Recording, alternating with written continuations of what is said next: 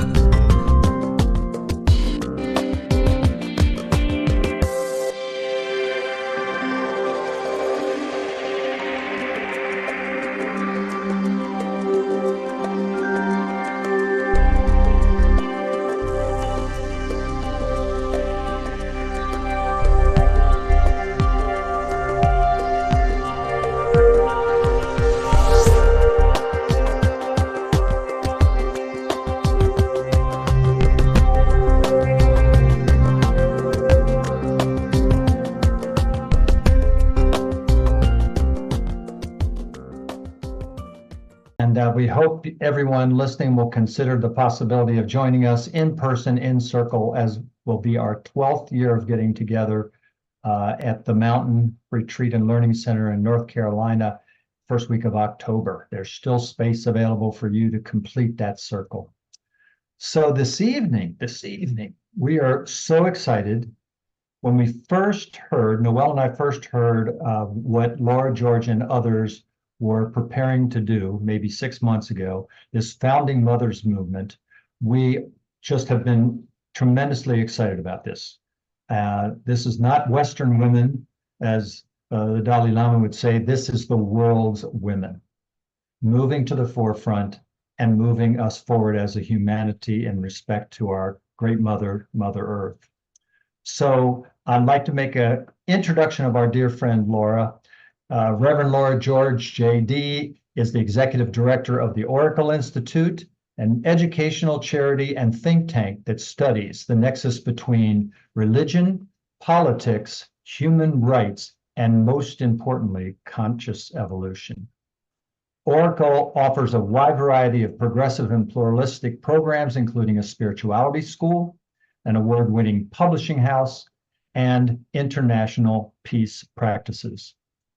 Laura is the trustee of the World Constitution and Parliament Association, a steward at Earthwise Center, and a member of the Women's International League for Peace and Freedom, as well as the Evolutionary Leaders Circle. She's the author of an award-winning trilogy, Oracle Trilogy, The Truth, The Love, and the Light. And she serves as the lead minister at the Oracle Temple. The Oracle Institute is headquartered at the Peace Pentagon, which is a training and retreat center located in the beautiful Virginia Highlands of Southwest Virginia, near, are you ready for this? Independence, Virginia. The Oracle campus is also home to the Valley of Light, a micro-community co-founded by Laura and other cultural creatives. Currently, Laura is helping to spearhead the Founding Mothers Movement, which is a strategic plan for uniting women's groups to manifest universal rights for all women and to end war. What a task. And I'll say on a personal note, we have been blessed to have this soul sister in our life directly since, as many things in our life created our relationship with Barbara Marx Hubbard, which both Laura and Noelle and I stand on the shoulders of our dear Barbara. And she was the one that introduced us a number of years ago, maybe 2013, 2014. Seems like a lifetime, seems like a minute. and we have been on this conscious evolution journey since that time, working together. So Laura, thank you so much for being here tonight. I'm so excited for our community to learn about the Founding Mothers movement. And it's just great to have you here tonight. Thank you so much, Bob. It's always exciting to be here. I love when you show your opening video. Every time I see Barbara, I just, remember her essence, remember her words, her wisdom. I mean, what a visionary. And in many ways, the Founding Mothers movement is directly correlated to her inspiration.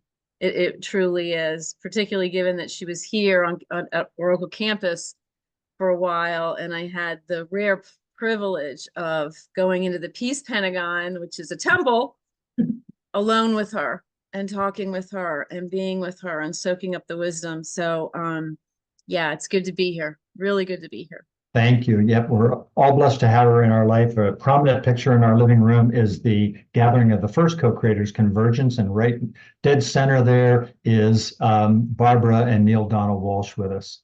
So in our life every day, like I said, we stand on her shoulders and she guides us from the other realm, all of us that are listening. So by way of a centering tonight, Laura, you said you'd like to play kind of the launch video that gives the front end of. I think that's a perfect centering because not only is it going to introduce the topic for tonight, but it's going to put us all into the mindset and the heart space we need to be in order to envision something that's really never been done yet, which is a global movement that's been strategically planned and will be implemented in a orderly fashion, unlike most of the movements of the 21st century. So yes, please play it. Yes, thank you, Noelle. If you'd play that video, it'd be wonderful. And welcome to our dear friends, Noreen and Ramel from Pakistan, joining us in the Zoom room tonight as well. So wonderful to have you here. Noreen's a founding mother too. You bet. Women and men around the world are celebrating the birth of the Founding Mothers movement to secure universal rights for all women and to end war. Simply put, we've had enough of patriarchy and privilege. We will no longer tolerate family violence, sexual assault, child marriage, girls who can't go to school or let their hair down, men depriving us of reproductive freedom, or sacrilege against Mother Earth. The military-industrial complex trains men to kill on command. They're also weaponizing AI. Soldiers rape women as a staple of war, and surviving women and children are left homeless. The founding fathers of every nation have brought us to where we are. Now, the Founding Mothers are joining together to lead us into an era of partnership and peace, a future that works for everyone. We're a global coalition, uniting women's groups, peace organizations, spiritual communities, and environmental groups. We're taking action to shed archaic belief systems, transform barbaric behaviors, eradicate misogyny and racism, and protect democracy. Instead of a war room, we're building a peace room. And we're spreading truth, love, and light.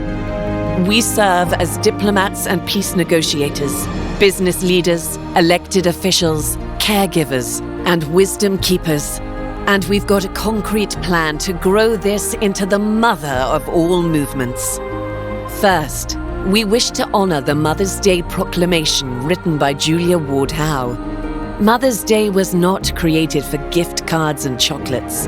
It was a call to action for an international Congress of Women to pursue the great and general interest of peace. Second, we're reimagining the Women's Congress. It will network thousands of women's groups around the world. Third, in addition to unifying our sisters around the world, we're inviting our brothers to join us. Stakeholders who lead peace, spiritual, and environmental groups. Just imagine our united strength when we, the people, organize. We'll move mountains if we focus on two specific goals: partnership and peace. Please join the Founding Mothers movement today. If you lead a women's organization, register for our online Women's Congress and help compose the Founding Mothers Manifesto. If you lead a peace, spiritual, or environmental group, enroll your organization in the coalition and help transition humanity from patriarchy to partnership. And if you're an individual who understands that our future is at stake, sign up for our mailing list, donate, volunteer your skill set, and be ready for a series of escalating campaigns starting on January the 1st, 2025. Join the Founding Mothers movement and help transform the world.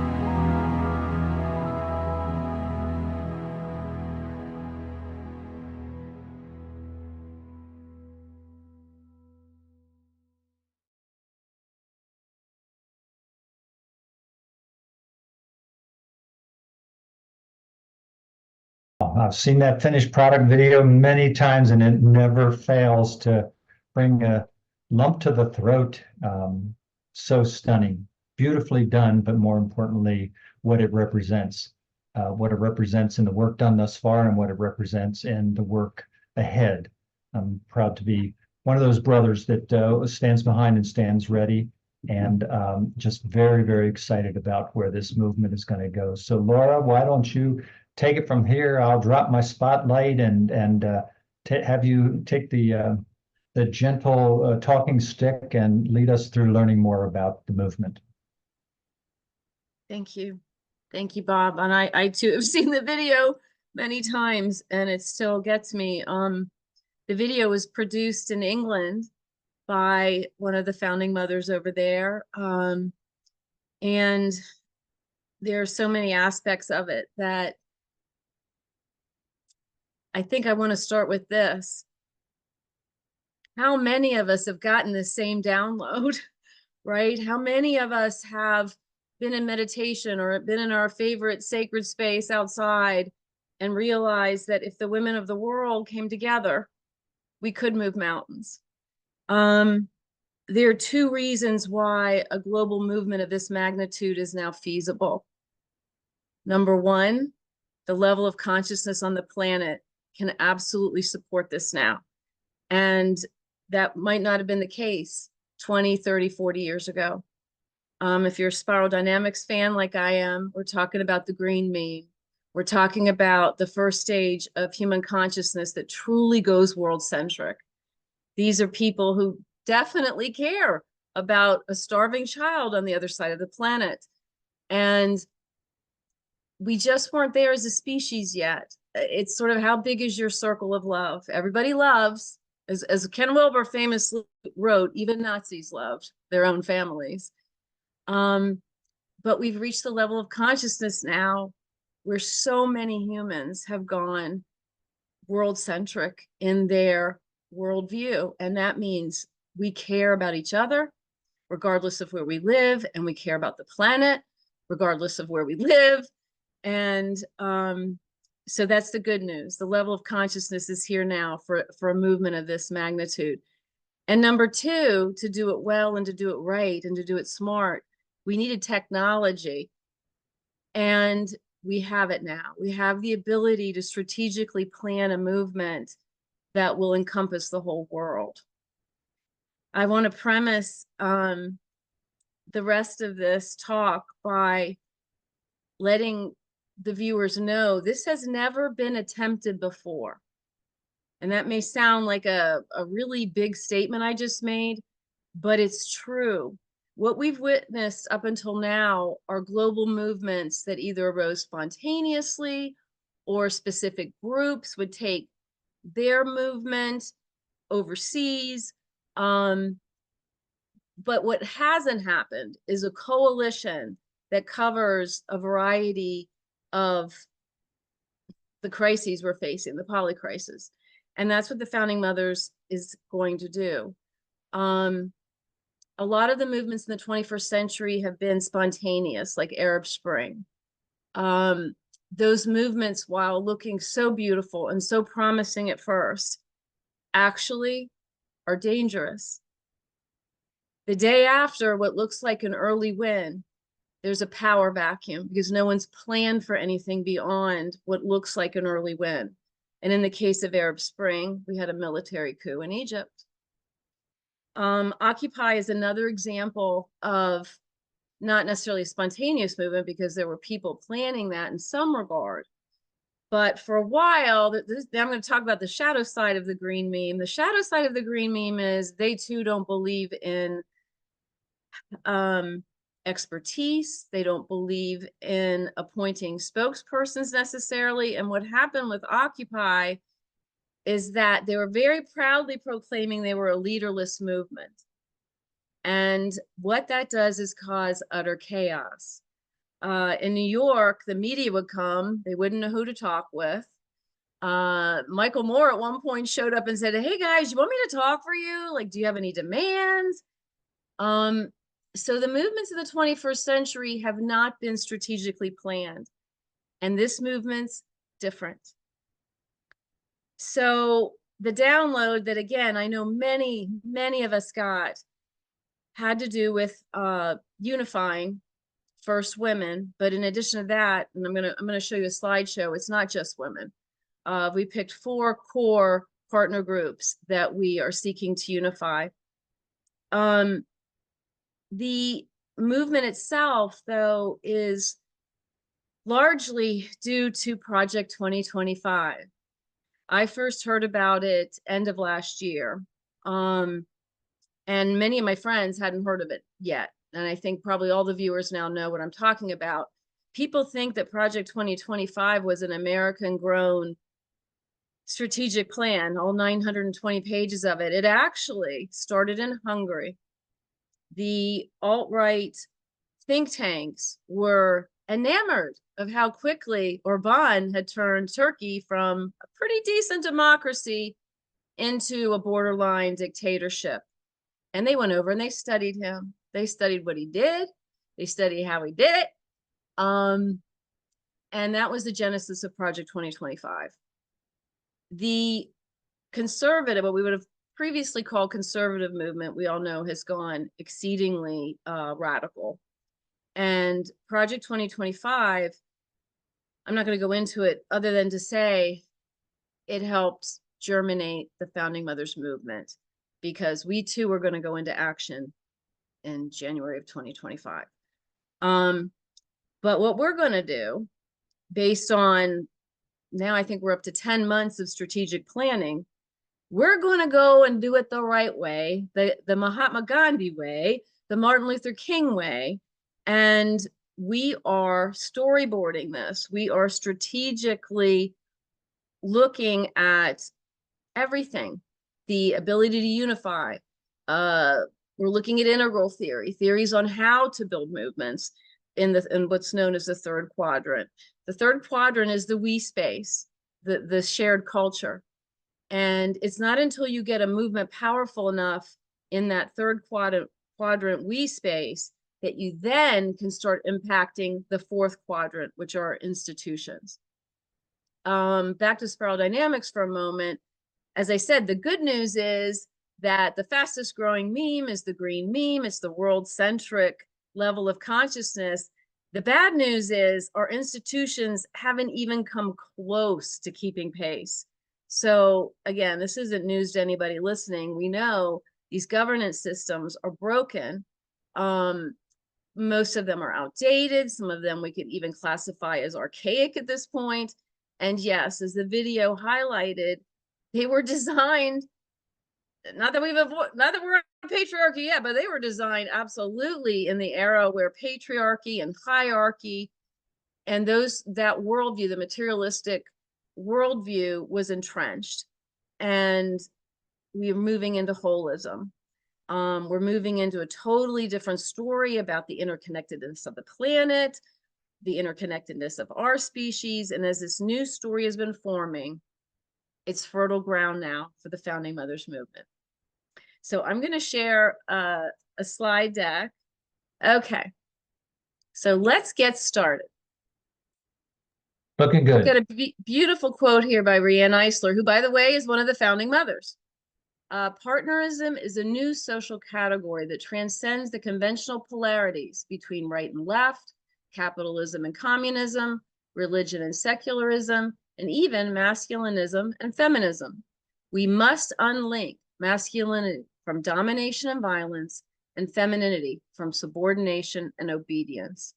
And I'm not going to read through all of this, except to point out that the core values here are democracy, peace, nonviolence, gender equity, unity and diversity. I'm also going to point out, even though the video said it, that our goals, and we've chosen them specifically because the reason we think that partnership, gender equity, and the end of war will solve the policy crises is because the research shows that when women are at the in the boardroom, when women are helping to run government, when women are in positions of leadership, they do tackle all of the problems that need solutions.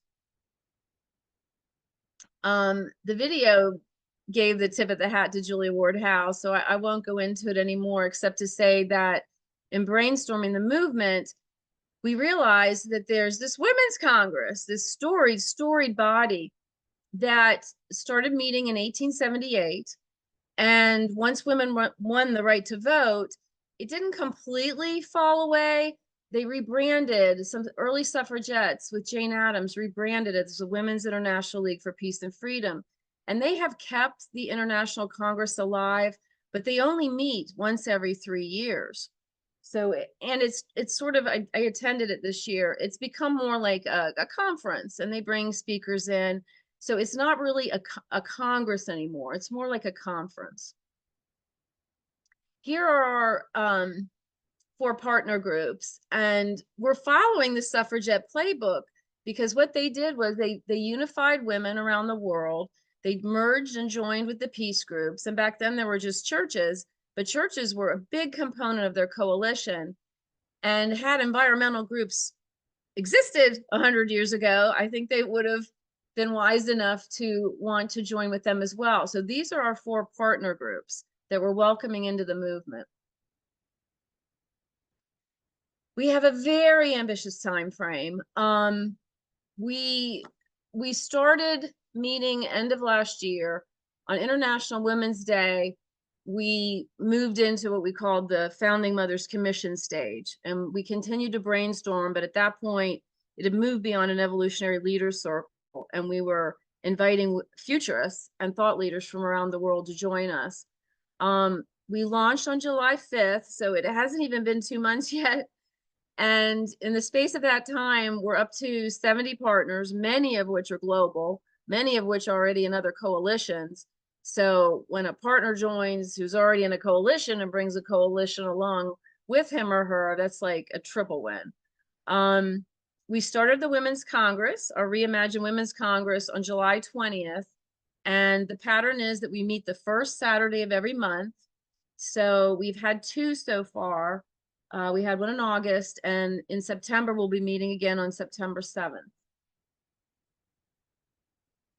Actually, I'm going to skip this slide because this is when we were still figuring out what we wanted the Congress to look like. Here again is the schedule. Now, this is on the website.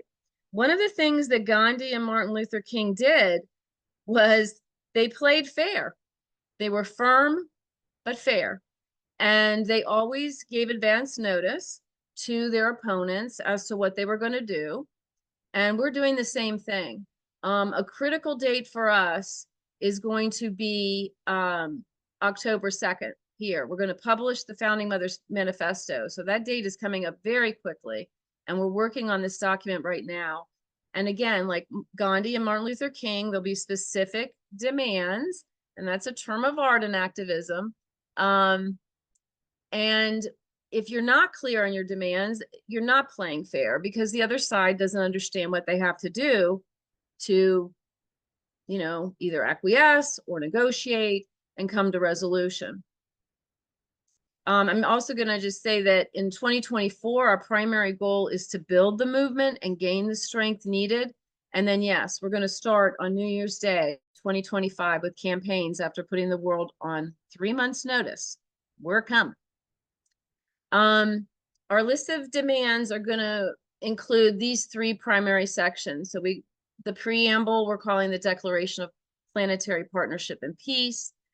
Then the second part, we're calling at the moment the World Constitution for Women, and that will address women's rights and absolutely include reproductive rights. And then the third part of it is the World Peace Plan. And one of our goals is to transition the military-industrial complex into the international peacekeeping force that is needed, and absolutely start scaling back the militaries of every country. So what are we going to do January 1st? Well, we thought we'd start out with something kind of fun, but also like Chinese water torture, do it every week. So New Year's Day happens to be a Wednesday, and what we're thinking of doing is synchronizing the banging of pots, the blowing of whistles, basically making noise in every time zone for maybe 10 minutes every Wednesday morning. And I don't know about you, but I live in a very rural area of Virginia, and I can hear a dog bark a mile away. So if we can get women and men outside for 10 minutes once a week, banging pots, they're going to know we're serious. It's going to be a constant reminder. And the other thing with regard to properly strategized movements is you escalate slowly. You don't go crazy out of the gate. So probably the next thing we would do is a global women's strike. March 8th is International Women's Day. That's probably when we would do the strike. And again, we've never had a worldwide women's strike. Iceland famously had a women's strike that was so effective. They were able to get equal pay like within a month. They calculated what day of the year approximated the 80 cents on the dollar that they were earning, and they just stopped working, and it didn't take long. So we have the ability to do this. Escalating from there might be a week-long strike, and here we would definitely be making an impact. This idea is sort of novel. If you haven't read The Red Tent, it is a novel that describes what happened when the Godhead shifted from polytheism to God the Father. And the Red Tent is where the women would go when they were menstruating and considered, you know, unfit to be around company. So the men thought it was some sort of punishment. Well, in the book, it's like party time in the Red Tent. And more than party time and a week to relax and rejuvenate, that's where they were still practicing their goddess worship. So it's symbolic for us because we've been in this 2,000-year era of God the Father, and what we need to get back to is a view of a balanced Godhead. And here you can see the strike itself gaining momentum each day. You know, we've thought it would be fun to, you know, start with the mothers, bring in the daughters, the grandmas, the granddaughters, have the strike at full force by Friday. Ceremony would be Saturday would be a day of ceremony. We would ask the men to join us. And then Sunday might be the first day this planet has been at peace since, I don't know, creation. Escalating again. We've brainstormed this idea of marching from the peace Pentagon to the war Pentagon. both of which are in Virginia. And it took Gandhi 24 days to do the Salt March. We've calculated that we could do this in 25 days, marching 5 hours a day. And here in this slide, I've shown some fun pit stops we could make, starting maybe with Liberty University, which is where they crowned Trump king and began planning his last campaign. But even more fun might be stopping at Trump Winery in Charlottesville and camping for the night. And we also thought that we could pay homage to the Virginia founding fathers. We could stop at Monticello, Thomas Jefferson's home, Montpelier, James Madison, Mount Vernon, George Washington, and then culminate this in Arlington, Virginia, and then in DC. This would bring the Eastern Seaboard to a grinding halt. And I really think this is one of the campaigns we should pursue. Also, like Gandhi and Martin Luther King, we want to use the courts. And there is this pact, it's a treaty called the Kellogg-Briand Pact. It was actually the culmination of the suffragettes' hard work after World War I. It was supposed to be the treaty that ended all wars. It didn't. And there are reasons for that. It still exists. We don't have a world judiciary and we don't have a world enforcement system, even when the International Court of Justice hands down decisions. Here, though, this treaty is still in effect. And we thought it would be fun to bring in all of our partners, now they'd be called co-plaintiffs, and sue all the nations that are at war. And it might not be anything more than a declaratory judgment action, but we believe symbolically it's a very important case. We also believe that in the United States, because we have, unfortunately, a Supreme Court that's decided to enforce a minority Christian view of when life begins, a First Amendment lawsuit is in order. Roe was decided under the 14th Amendment. Those justices found a right to privacy. The First Amendment is what protects our religious rights. And I don't know about you, but part of my religion is bodily autonomy. So this is already happening, by the way. People who subscribe to the Jewish faith have filed lawsuits all over the nation because in the Jewish tradition, life starts at first breath. So there are a lot of First Amendment cases making their way. And we too believe that this is a ripe lawsuit. Now, I want to talk about our theories of change. I said at the beginning of the hour that we've got the consciousness, we have the technology, but here's some more reasons why this is timely, why we can do this now. First off, every woman in the United States pretty much is pissed off. They screwed up so bad, reversing Roe v. Wade, and we're seeing it right now in the US presidential election. Trump's in real trouble. I'm not going to read through this slide because I want to keep things moving, but yes, we have the energy, we have the fuel now to do this movement. And as I say at the end of this slide, take heart, sisters. The reversal of abortion rights was the trigger we need to pursue even greater rights.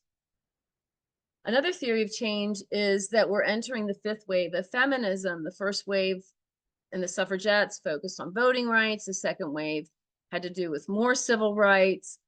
The third wave was a focus on family rights. And the fourth wave has pretty much been defined as a focus on LGBTQ rights. Also, the Domestic Partner Act passed during this era.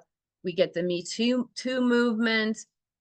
So another issue that was tackled during the fourth wave is family violence and predatory practices.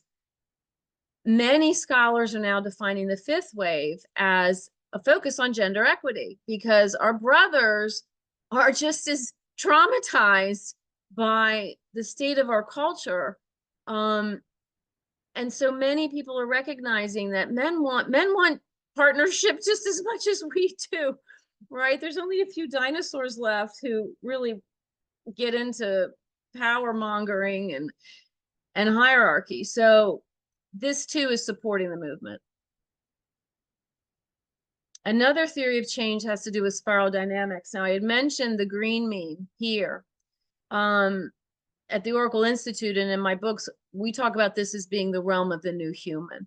This is a human who, as I said earlier, recognizes that we're all connected, recognizes that the planet also is connected to us and vice versa, and just basically totally understands that our world is a system of pieces and parts, that the sum is greater than the sum is greater than the pieces, and that when we come together, what we can achieve is obviously greater than any one of us can do alone. It's an exponential curve, and at stage 6, humans understand that. I call this Maslow on steroids. If this is the first time you're seeing this model, that's one reason why I turned it into a pyramid, because many people are used to Maslow's hierarchy of needs. Another thing I want to point out, I've got in here in his autobiography, Gandhi, these are his words, described his Himalayan miscalculation. And what he was talking about was that he was expecting basically stage 4 nation to leapfrog into a stage 6 mind and heart space. And if you know the history of what happened after the British left, it was insanity. The massacre at Calcutta was such a tragedy, and the ethnocentricity came in, the religious biases came back, and it broke Gandhi's heart. And it's the reason that you know, Pakistan and Bangladesh were formed, because they could not reconcile the ethnocentric level thinking that was still predominant down here in stage 5. So understanding this model really helps us plan this movement. In fact, this is mandatory training for those of us who are spearheading the movement. And we don't want to leave anyone behind. This is not going to be preaching to the choir at stage 6 and up. This is not a new agey kind of a movement. There are many, many people who maybe don't share our exact worldview, but who are just as disgusted with the state of affairs. And so we're going to be messaging this movement for multiple means. This is what I was talking about earlier. This is integral theory. So this is the individual I space. This is how someone might observe us, the it of us. And here is quadrant 3. This is the we space. This is our cultural component that we're all a part of. Even if we're a hermit, we're living in a culture, and movements have to build the strength of this culture.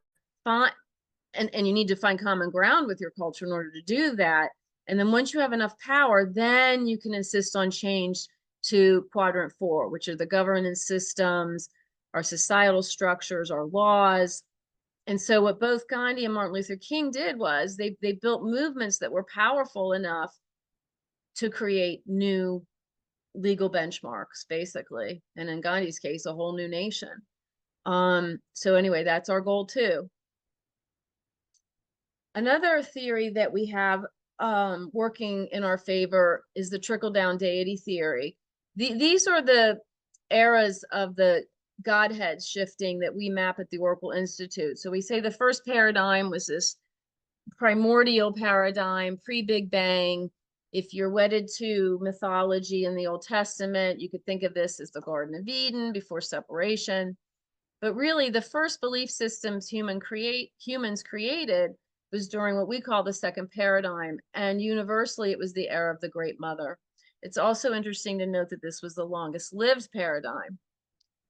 Then we moved into polytheism during the third spiritual paradigm. And this starts about 5000 BC. And this was the epic of the gods and goddesses. So the Sumerian, Babylonian, Egyptian, Greek, Roman pantheons. And from that era, only one theosophy survived, and that was Hinduism. I'd like to point that out because if you're curious to learn why that one survived, there are very good reasons for it. They were going deep. The Vedas went deep. The gurus were going deep. So for people who wanted to study further, it wasn't just this, you know, idol worshiping culture. So that's probably why it did survive. But here we are. God went male. And I still cry. I don't know why we couldn't have gone to the third, from the third to the fifth paradigm, but for whatever reason, we've pit stopped here for about 2,000 years. And I lovingly call this the daddy deism phase. And this is what's closing now. So we're on the verge of the fifth spiritual paradigm. Other cultures have called it the fifth world. Madame Blavatsky called it the fifth root race, and so forth. So there seems to be this universal love of the number 5 moving into this new era. And down here, what we're seeing is the God gap, because just like the middle class is being winnowed out economically, spiritually, the middle of the road people are being winnowed out, and people are either going, new age and higher, or because of fear and the growing nihilism, they're falling back into old belief systems that really no longer serve them, but bring comfort for some reason. So we're seeing, I call this the God gap. We're seeing a regression in the first tier, while many, many people are headed for the light.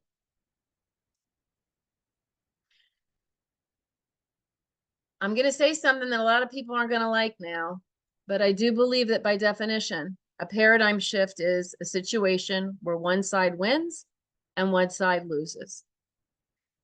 Now, that doesn't mean I don't believe in mediation and negotiation and finding common ground, which is this first pendulum right here. But the reality is there's not a lot of common ground left. And when it gets this bad and you can't get this pendulum to calm down and center up, what that means is one of these swings is going to be so strong, it's going to actually flip the system. And I think that's where we are. And I do think that's what a paradigm shift means. I have this quote here that I want to read, because there's still many people who suffer from, just bubble fantasy thinking that we're going to wake up one day and everything's going to be fine. But no paradigm shift has ever been easy. In fact, no paradigm shift has ever been bloodless. They are soul-crushing experiences, regardless of which side you're on, the side that wins or the side that loses. So let's read this quote, which is from Steve Bannon's favorite book. This was Trump's strategist. Try to unlearn the linear belief that America, or the entire modern world, is exempt from the seasonal cycles of nature. Try to unlearn the linear need to judge change by one-dimensional standards of progress. Finally, unlearn the linear view that positive change always comes willingly, incrementally, and by human design. Sometime before the year 2025, America will pass through a gate in history commensurate with the American Revolution, Civil War, and twin emergencies of the Great Depression and World War II. This book was written in 1997. I can't encourage you to read it enough. The authors have convincingly, at least with regard to how my mind works, shown patterns of history. And yes, of course, part of it is the old adage, if you don't know history, you're doomed to repeat it. But there are cycles and seasons to history. And they identify 4 archetypes that basically 4 generations. And by the time you get to the 4th generation, they have forgotten the horrors of war, the high, period of the culture is now passing. It's starting to fall in ruin, and the chaos starts all over again. We did a SWOT analysis. This is kind of geeky, so I'm going to move on. But a SWOT analysis is when you map your strengths, your weaknesses, your opportunities, and your threats. And again, the time is right for this movement. And I don't think I mentioned it before, but the reason we call the inner executive committee of the Founding Mothers Movement the Peace Room is because that is in honor of Barbara Marx Hubbard. And we do believe that we've built a peace room as sophisticated as a war room. So I'll just spend a minute talking about potential timelines, because we're on the co-creators convergence, and everybody here probably knows this. We're all co-creating every nanosecond. And we got 8 billion people all co-creating the reality on the ground on planet Earth. So, there's this fascist timeline in play. Absolutely. We've seen a 20-year decline in democracy globally. Former fairly stable democracies have moved into unstable categories, including the United States. We got the Handmaid's Tale timeline going. Who would have thought? I mean, I remember when those novels came out, I didn't want to read them because I thought they were ridiculous. Well, here we are. Here we are. We have this anti-woke timeline, which also plays in with the prior two. I mean, there's just been not just even an assault on our LGBTQ friends. It's just, we're looking at racism that we thought had been, if not conquered, at least contained. And so here's the timeline the founding mothers want to press and want your help in pressing. It's the progressive timeline. It's the timeline that believes in a new story of interconnectedness and holism. Our taglines are truth, love, and light. For those of you who are watching the Democratic National Convention in the United States, this is the energy that Harris and Walz are generating. It's a beautiful energy. And we want to absolutely keep this movement as high level as possible, as fun as possible. And yes, it's going to be fun because some of these campaigns are going to be fun. And the big question, as I say, are there enough new humans to shift the paradigm? That's really where we come down to. And we think there are. We think there are. We're also going to message intergenerationally. And I guess I don't really need to say too much about this slide, but yes, we're, as I said earlier, really looking to message in such an inclusive manner and bring as many people along with us as we can, because we are following the evolutionary trajectory. And there are those who, again, out of fear or insecurity, want to go back in time, and it doesn't work that way. And when it does, that's the ugly paradigm shift. That's the do-over. That's what happened after the Roman Empire crashed. You know, the European world and the Middle East went into the Dark Ages. So we definitely want to avoid that. One of the other things that we're going to be focusing on is community care. This is something that Gandhi made very central to his movement, and Martin Luther King did as well.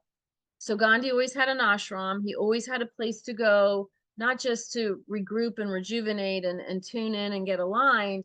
It was also a place where others could join him, where conversations and intimate strategic planning could happen in privacy. So our campus, Oracle Campus, is the first physical hub for the movement. And we picked up another hub the other day. One of our partners has also offered their physical space. And Martin Luther King used the churches. That's where they would get, whenever they would go to a new city to commence a new campaign, the churches were their spaces for community care. And we just think if we can sync up physical hubs, in addition to syncing up the nonprofits and the world citizens, that makes the movement even more powerful. And that's the end of the slideshow. How are we doing on time? What time is it? Bob, how much longer would you like me to go? I have more to say. And Well, I have more to show, but I want to be respectful of the time, and I've lost my time. Hold on, let me close. sure, this. it's about 5 minutes of the top of the hour. Okay. Are there some other things you wanted to show as far as screen share, or? I want to do have a one couple more questions. share. Okay, all right. Let me do just one, and it won't take long, but I really want to show the viewers how we've designed the Women's Congress, because okay. we did this totally out of the box. It's so unique. And let me just show you. Yeah, because a couple of the questions I have center around the how the kind of the how to and the how it's going to be going forward to be able to help. I've seen some of these graphics before, and they can look overwhelming to the first time view. Yes. But the organization of it is so significant to this being a world founding mothers movement, not an America-centric one, because we're all very excited about what's going on and worried about what's going on in this country at all three levels of government, but yeah. And so go ahead and shine through this, and then we'll come Yeah. back. Thanks. Let me explain the Congress, because we did totally reimagine it.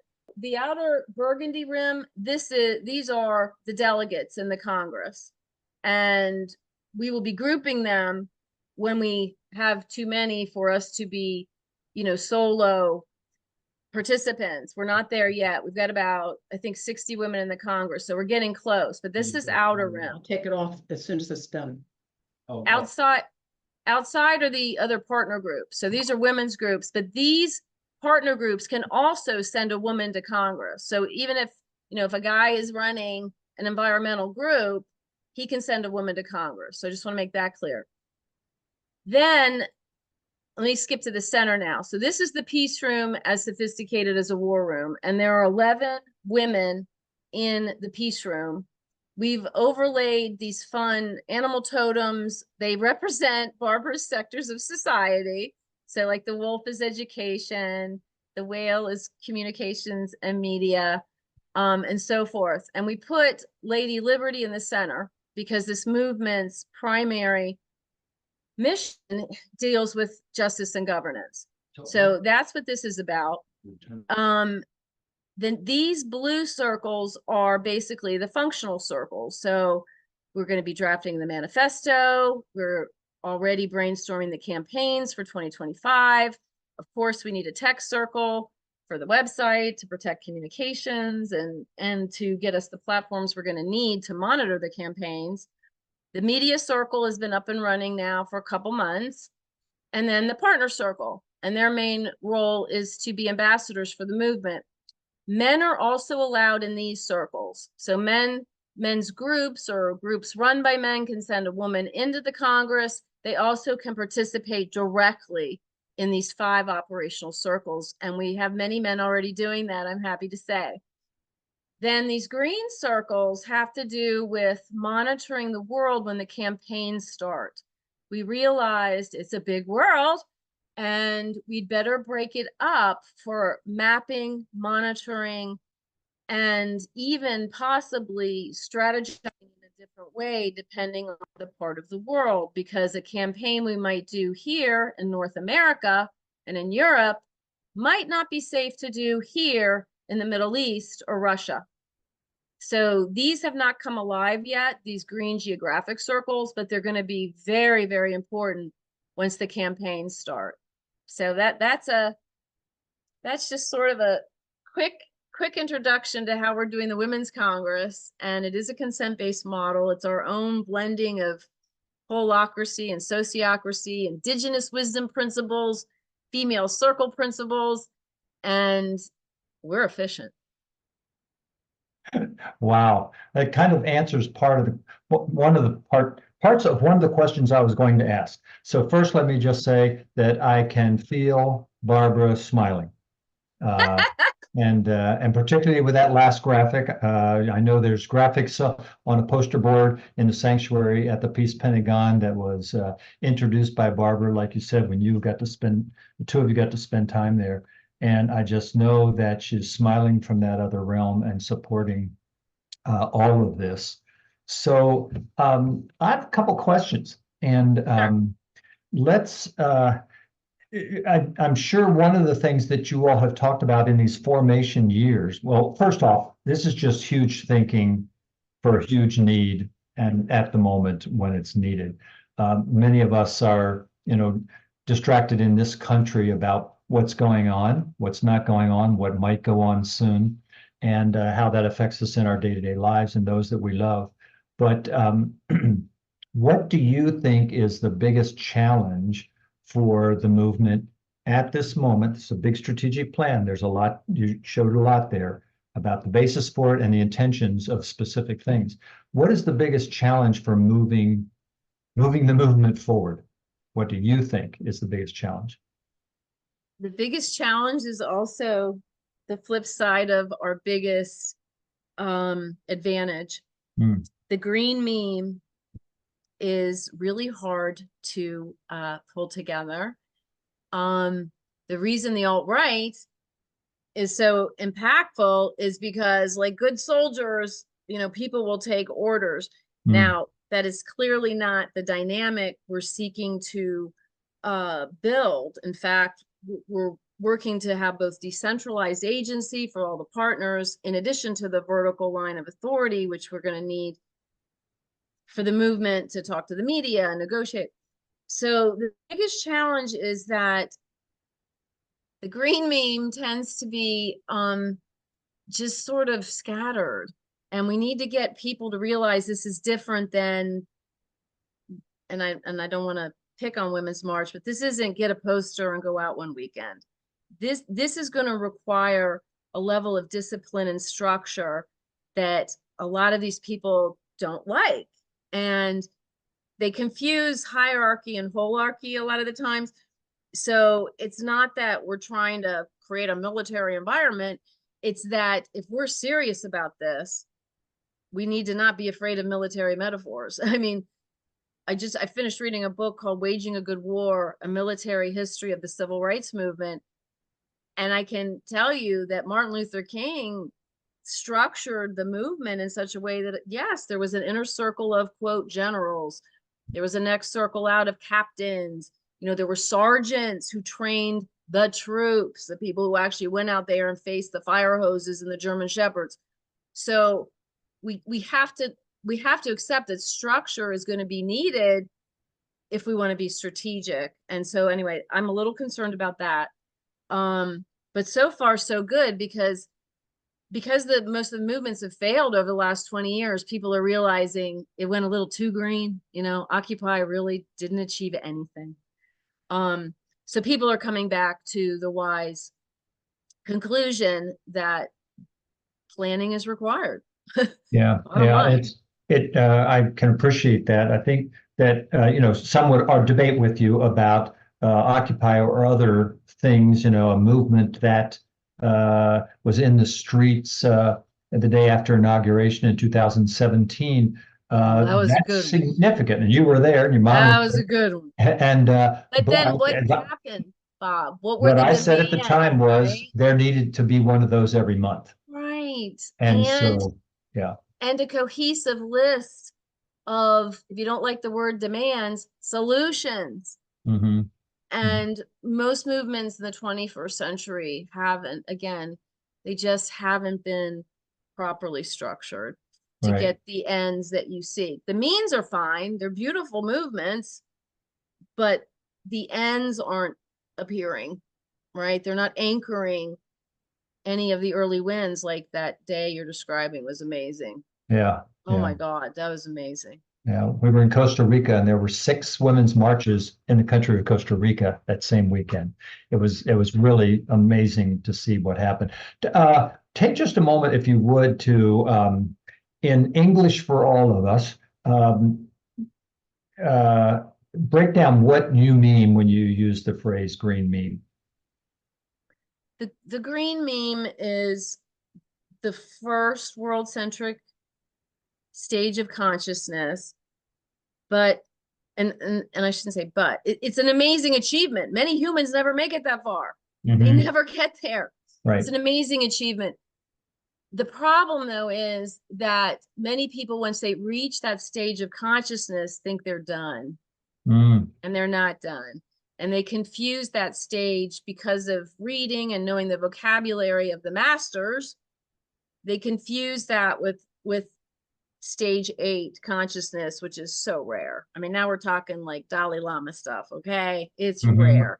Mm-hmm. So the other issue is, and the reason, if you've not seen I put the line above it, or I'm sorry, below it, but the classic spiral dynamics map doesn't put the tipping point until stage 7. And there are reasons for that. Wilber calls it the ego's last stand, back to this spiritual narcissism. Yeah. And we've all seen it at this point, and this isn't a new concept now. I mean, the evolutionary leaders have been working on this. I know Barbara would talk about it too privately, that sure, it's okay to spend lots and lots of time on yourself and healing yourself and growing your abilities and your awareness. But if you become self-absorbed, that ain't spiritual. It's just not. So the cutting edge now is like, get out of the me space and get into the we space. Right. And you don't have to be a perfect human to do that, right? Right, You don't have to right. be totally enlightened to go out and help and teach, and model. And so anyway, that's Thank you for that. It reminds me when one of the many times I've done the Game Changer Intensive, that's hosted by Pachamama Alliance, and we end up in small discussion groups with people from around the world or around the country. And the first time I did it, I was in a group of obviously latter-day California hippie protesters from the 1960s, and this was a small group of 6 women and myself, and others that would have labeled themselves spiritual, never protested in their life. And so I always remember that experience of recognizing that the world needs both, and when all possible, needs both to be resident in each person. When we saw Marianne Williamson about a year ago, she ended her speech here in the area by saying, you meditate in the morning, you kick ass in the afternoon.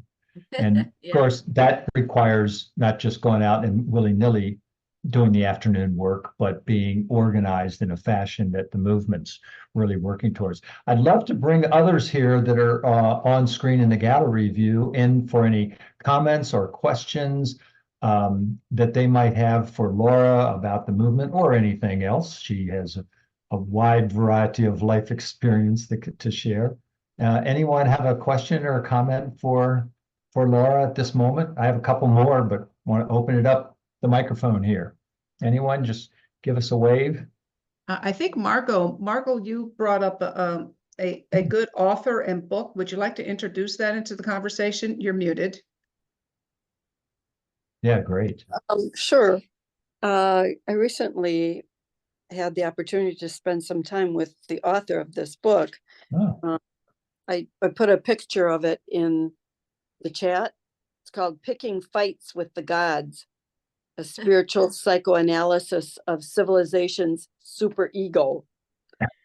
And I'll tell you, this guy has an amazing mind, and he's got a series of 22 essays in this book, and I've only gotten through the first 3 or 4, and I have to have my dictionary right by my side when I read it. But the last one, the 22, Bob and Noel, it says, "Who or what's the radical?" ? And afterward by Dorothea Day. Yeah. Interesting. Yeah. And this guy is the current husband of my former sister-in-law. And he was a farm boy, grew up on a farm, and decided to stay living that way. He's not connected on the internet at all. Wow. I do believe he has a cell phone, but I'm not sure. And I saw where he lived. It has no electricity.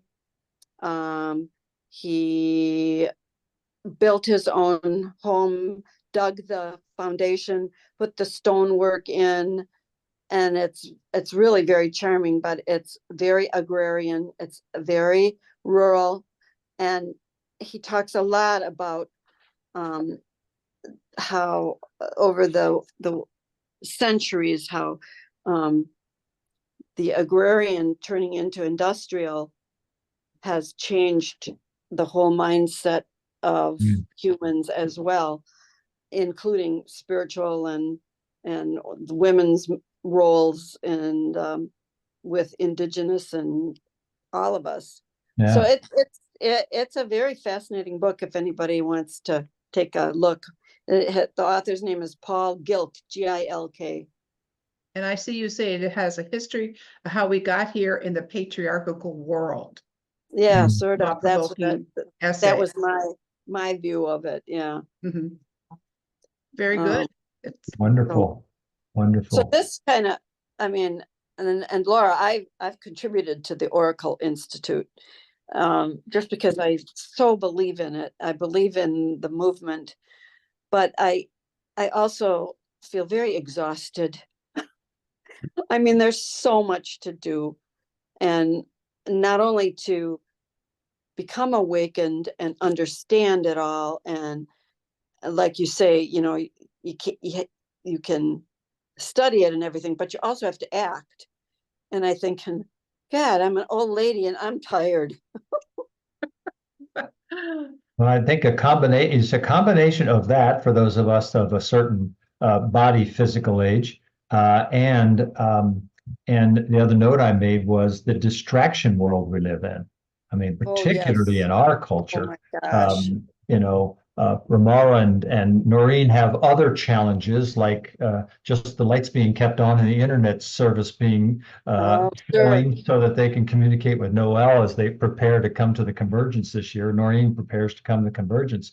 But in our society, in Western society, yeah, in our Western society, it's there's so much distraction. I'll form it as a question to you, Laura, is how do you find balance, and what is your advice to others to find balance about what to do with the massive amount? Because there's no question about it. That's on purpose. The distraction that has been brought in. Yeah. Well, I almost listed that as our biggest challenge. Wow. Chose the shadow side of the green meme instead, but yeah, this is a huge challenge, because even if you're not already in the game and working your butt off to help humanity in whatever way is meaningful to you, you're also in a situation where you're just being bombarded. You can't keep up. There was a study out of, I can't remember, it was Harvard.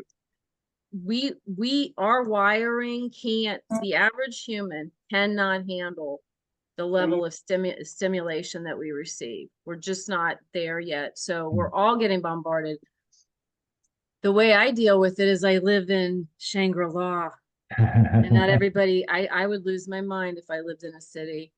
Yeah. So to me, that's I think what keeps me grounded and rooted and sane is where I live. But also healthy habits, of course, and not going down rabbit holes. I think the conspiracy theories are just so alluring.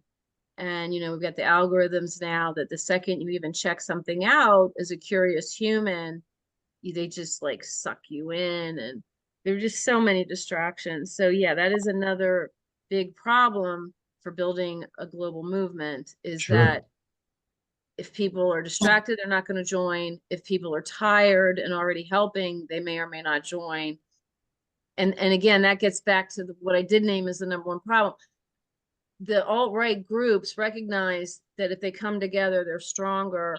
And we've kind of got this 1,000 or million points of light theory going. And it's not that it's not so, of course, all these nonprofits are doing good work, but we're not getting that the next stage of evolution is now for us to come together. And that's a problem, because if we don't, there's no such thing as a global movement. So I think we're there, and you guys have operated in the nonprofit realm as long as I have, and there's like jealousies, and I want the grant, and which leads me to remind everybody, the Founding Mothers Movement is not a nonprofit. It is a brand. Nobody owns it. Our hope was that everyone will come to trust it. We think we arrived at the right brand, and to me, it was a sign from God that when I checked to see if the URL was available, it was available. Like, what? foundingmothers.world, Earth and Global was available. Stranger still, Women's Congress.world, Earth and Global was available. So, I mean, I feel like we're being divinely guided. But I just want to make the point, this is not another charity. This is not another nonprofit. It's intended just to be this umbrella brand that every organization goes, heck yeah, that's a cool brand. Let's build the mother of all movements. Yeah, and in this time, as you said, that is important, because there can be a mindset, and to your point, Margot, of being tired and there being so many distractions of saying, what, another organization? Right. Let's see, an organization of organizations? Aren't there a bunch of people that are claiming to be that too? And so your very intense study of movements and what has succeeded and what has not succeeded is really important. Noel? Well, we have Romel and Noreen here from Pakistan. And as Noreen, we're working on, we think we got all the papers to the embassy, and she has an appointment coming up, and we're praying that she gets here. And you may not know this, Laura, but we have an itinerary, and we may visit the Peace Yes! Pentagon. So He's got to see the Peace Pentagon. Yes. yeah, well, I'm going to ask, we're all asking you to hold the intention that Yes. Noreen can come. And she expressed to me, we talk about, it's not easy around the world in all these other places. And, aside from the very practical things about the internet going down and the whole country of Pakistan saying, we're going to take the internet down and make it a little better. We can kind of spy on you a little bit more. But that's true. It was in the Washington Post the other day. But August is a really intensely difficult month for Noreen and Romel, their organization, Christian Media Services. And I don't know if they want to speak to that, but they're not able to, all these things are so wonderful, but it's very difficult. And I think your emphasis on security and everything is very good. But I just didn't know whether Noreen or Romel would like to speak into the conversation here. If you do, just unmute yourself. Good morning, everyone. Thank you very much for the little introduction.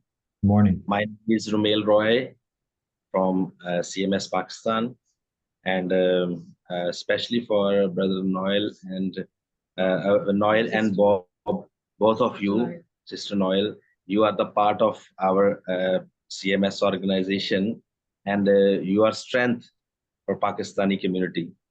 And and once again, Sister Laura, I am very thankful to you and appreciate you for the founding mother movement.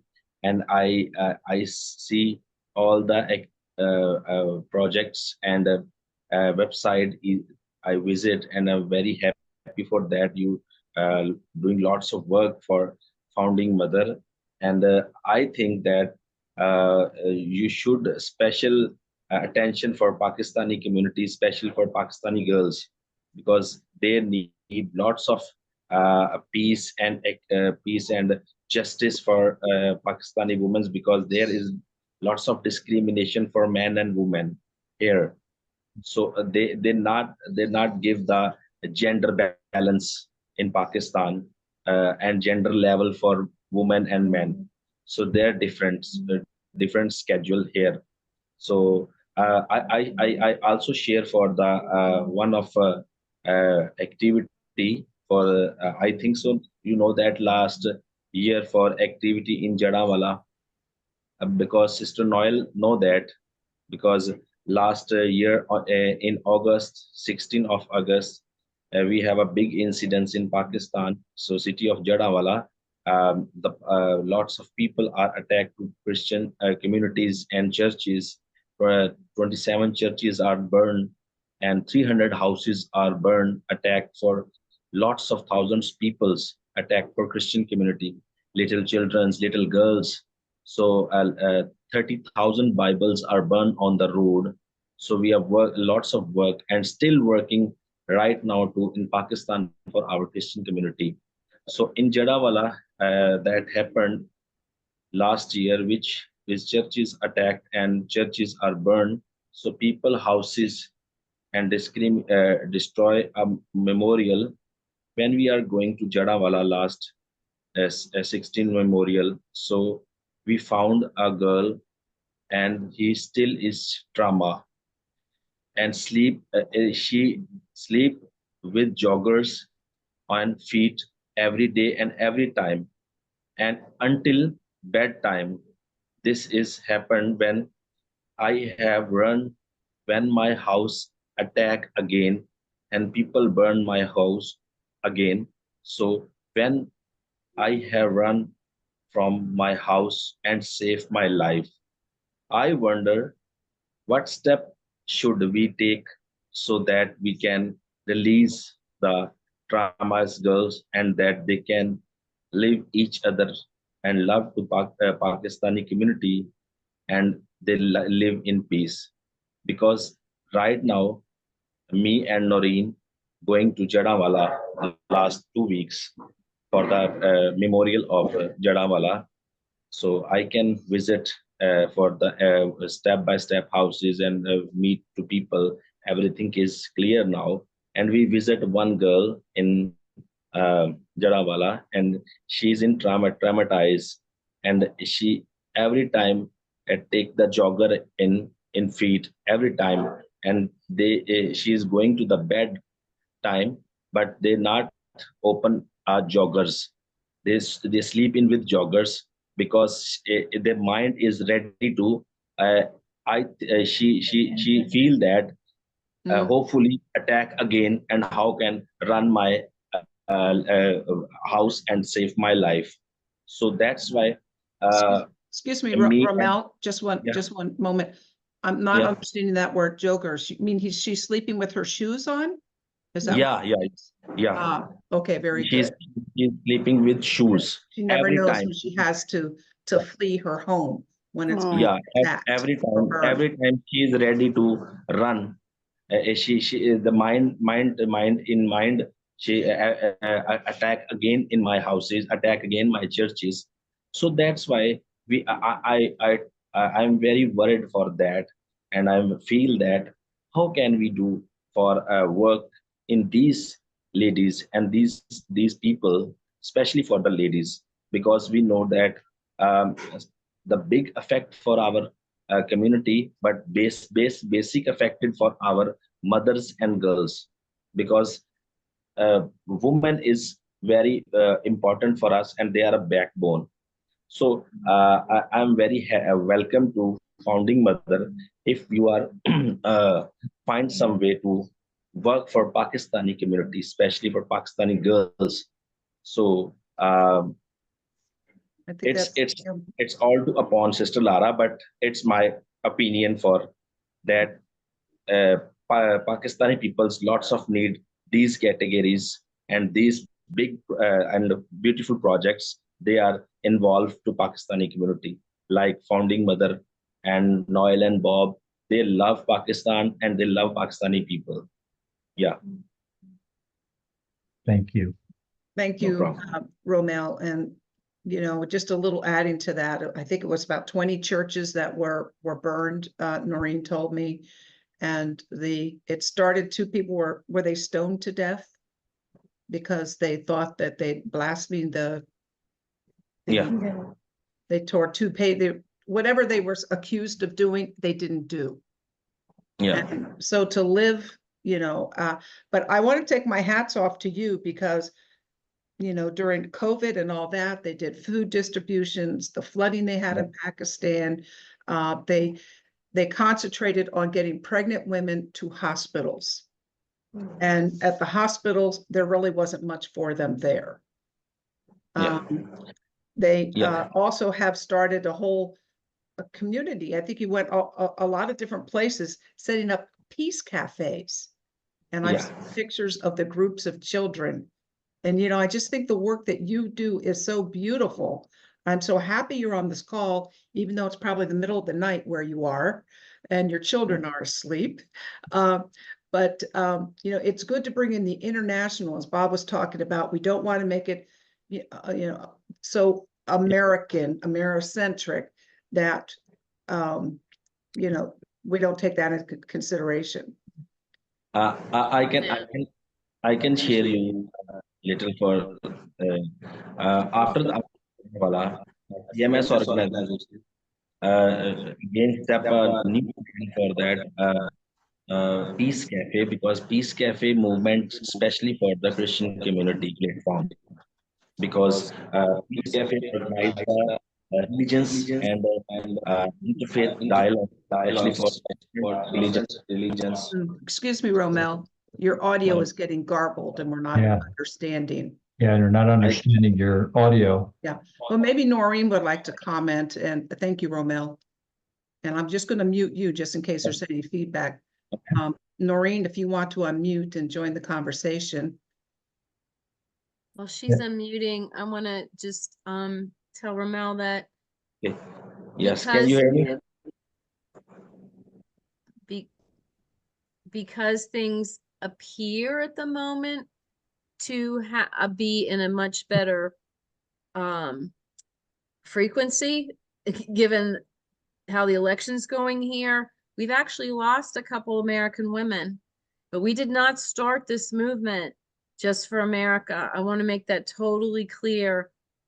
We want to help our sisters who have even less rights than we do. I mean, we don't have gender parity here yet.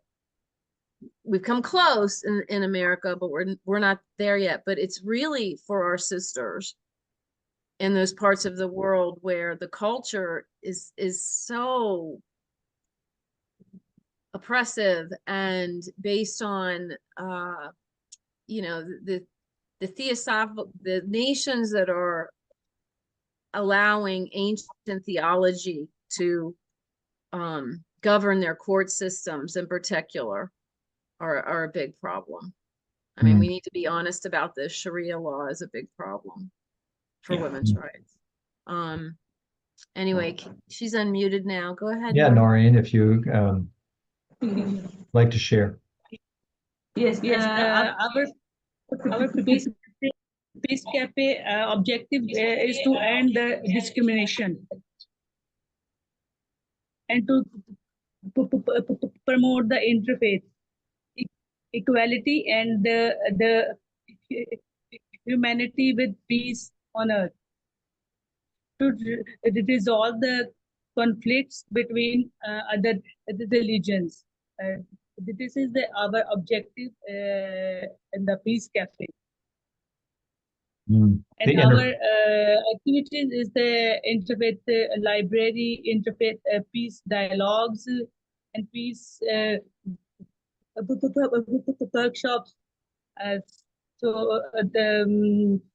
why we are arranging the peace gatherings in this Peace Cafe in the different areas, like the affected areas, like the Jadamwala, Faisalabad,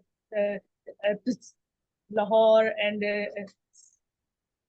424 Chak, or different areas. We are arranging the peace gatherings, and we arrange the peace dialogues between Muslim and Christian communities. So beautiful. After this dialogue, we will arrange. I think we are successfully the peace promoting after the gathering. Yeah. The interfaith work is so important. I shared some pictures after the gathering. I was really impressed with how many young children were there. Yeah. Great message. And I honor both of you for the work that you're doing. You're very courageous and you're very devoted to God. And you have these two to pray for you, and it's perfect. They're not only peace warriors in action, but they are prayer warriors as well. So we really, hope that we get that approval for you to come and be with us at the Co-Creators Convergence, and maybe a few little side trips after that. Yes. Okay, Thank you for Come visit posting. me. Yeah. Come visit me. Yeah. Let's have that happen. Wonderful. Well, it's about Noel. Do you have something else? We'll wrap up the evening. No, I think that, Laura, why don't we finish off with that beautiful other video that you have? Yeah. That's a great way to end. Yes, this is what the world's going to look like after the founding mothers shift the paradigm. This will get you. This will get you motivated for sure. Okay. All right, everyone, please stand by. stand by. Noelle's going to show us this absolutely gorgeous video of the future we envision.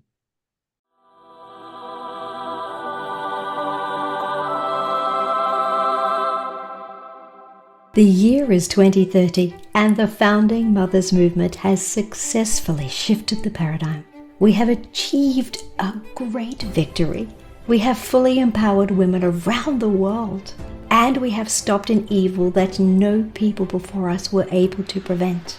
We have ended war. Women now have universal gender equity. Women have bodily autonomy and reproductive choice. Laws are in place to prevent child marriage. Cultures forbid family violence and genital mutilation, and relationships between women and men enter a field of understanding and compassion. For the first time in human history, our precious planet is at peace. The military-industrial complex is now a peacekeeping force, and men no longer are asked to kill their brothers. As a result, there is ample money available for healthcare, daycare, and elder care. Schools are being built around the world to educate all girls. Projects abound and are fully funded to provide novel green infrastructure and protect the commons. Artificial intelligence is properly monitored and employed for benevolent projects that enhance life on Earth. Now Mother Earth can regenerate. Animal, plant, and ocean life are revived and add to the euphoria of this new golden age. All my relations, one of the original instructions, is a lesson taught in every school, along with mindfulness. There now exists a universal inner knowing that together we can accomplish anything. Planetary governance has reached a new level of inclusion, collaboration, and coordination. The nation-state system yields to regional and local models of self-organization. Intentional communities and cottage industries abound, creating self-sufficient economies. Globalization now means that we are one species with one shared destiny. Personal freedom is intertwined with responsibility, which we gladly share as members of one human family. The news story is told far and wide. Our children know it by heart. Songs are written in its honor. Truth, love, and light reign on earth. As above, so below. Join the Founding Mothers movement and help transform the world.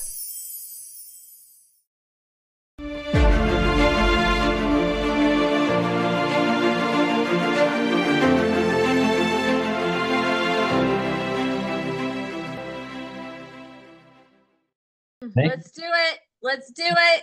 Thank you, Noelle. Appreciate it. Thank you all for being here. Laura, thank you for sharing this with the Co-Creators Convergence community. I'm really taken by the fact that all of us that are in the Zoom room tonight, Ramel has his peace pole right behind him. Laura has hers on the hillside up above the Peace Pentagon. Thanks to Margot you. stood in the circle in Amro, Wisconsin last week on International Nuclear Prayer Day, standing around the peace pole there. And of course, Noelle and I have one in the front yard by the bird bath. We always like to end with "May peace prevail on earth and beyond," and let's make it so on the shoulders of this Founding Mothers movement. Thank you so much, everyone, for being here.